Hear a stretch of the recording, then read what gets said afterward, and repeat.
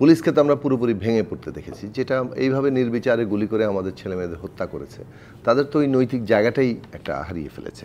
আন্দোলন কিন্তু হবেই, আন্দোলন 15 বছর ধরে করতে পারেনি, এখন তো গণতান্ত্রিক পরিবেশে আন্দোলন করবে, সেটা খুব স্বাভাবিক ব্যাপার। মানুষের দাবি দেওয়া আছে, তার কারো পেটে ভাত নাই, কারো চাকরির উন্নতি নাই, কারো বেতন নাই, কারো বিশ্ববিদ্যালয়ের শিক্ষার সংকট ইত্যাদি আছে। একজন নেতা বলেছেন যে ফ্যাসিস্ট আমলে আসলে পুলিশকে নিয়োগই দেওয়া হয়েছে আওয়ামী লীগের ডিএনএ টেস্ট করে।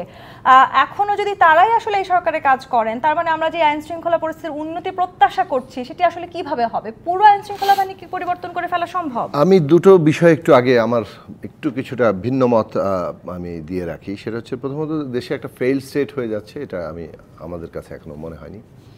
এই ধরনের অতিরঞ্জিত কথাবার্তা মানে আসলে আমাদের জন্য কোনো ইতিবাচক জায়গা আনবে না। এটা ঠিক যে একটা ভাঙনোন্মুখ প্রতিষ্ঠানগুলোর প্রায় ভেঙে পড়া অনেকগুলো প্রতিষ্ঠান, কতগুলো ভাঙনোন্মুখ এইরকম অবস্থার মধ্যে ছিল। পুলিশকে তো আমরা পুরোপুরি ভেঙে পড়তে দেখেছি, যেটা এইভাবে নির্বিচারে গুলি করে আমাদের ছেলেমেয়েদের হত্যা করেছে। তাদের তো ওই নৈতিক জায়গাটাই একটা হারিয়ে ফেলেছে। সেইটাকে বুস্ট আপ করার জন্য যেভাবে লিডারশিপটা দরকার ছিল, সেই লিডারশিপ এখন এফেক্টিভ হচ্ছে না, সেটাই তো ফলাফলে আমরা দেখতে পাচ্ছি। এটা ঠিকই বলেছেন যে 2.5 লাখ পুলিশ সবাইকে কি আসলে রাতারাতি রিপ্লেস করা যাবে? সেটা যাবে না।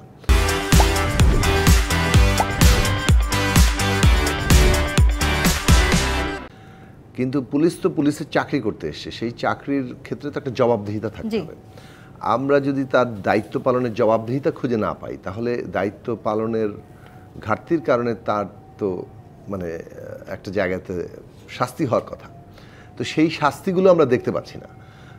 কোনো জবাবদিহিতা আদৌ হচ্ছে কিনা সেটারও কোনো প্রকাশ কোনোভাবে মিডিয়াতে নাই। ফলে মনে হচ্ছে যে সবাই তো পার পেয়ে যাচ্ছে। আমরা ট্রাফিক পুলিশকে সময় মতো দেখতে পাচ্ছি না। আবার কতগুলো উদ্যোগেরও প্রয়োজন রয়েছে। যেমন ধরুন, যে কথা আমি একটু দ্বিমত পোষণ করব রুমিন ফারহানার সাথে, যে এই জায়গাটা আজকে আন্দোলনে বসছে, কিন্তু গতকালকে কি আন্দোলনটা বসছিল? পরশুদিন কি বসেছিল? পরশুদিনও আমরা ট্রাফিক জ্যামে মানে ঘন্টার পর ঘন্টা পার করেছি। বহু জায়গায় আছে এরকম ঘন্টার পর ঘন্টা পার হয়। ঢাকা শহরের ট্রাফিক ব্যবস্থাপনার একটা বড় সংকটের জায়গা আছে। তার সাথে যখন আন্দোলন যুক্ত হয়, তখন সেটা আরও ব্যাপক রূপ নেয়।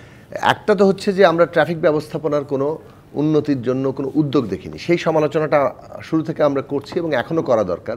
যে ঢাকার ট্রাফিক ব্যবস্থাপনার জন্য অন্ততপক্ষে আমি মনে করি যে নতুন করে 500 একটা সংখ্যা বললাম, যে কমিউনিটি পুলিশ যদি নিয়োগ দেওয়া যায়, কোথাও কোথাও 24 ঘন্টা ডিউটি করতে হবে, কোথাও কোথাও 16 ঘন্টা ডিউটি করতে হবে, এটা ব্যাপার আছে যে সমস্ত পয়েন্টগুলোতে।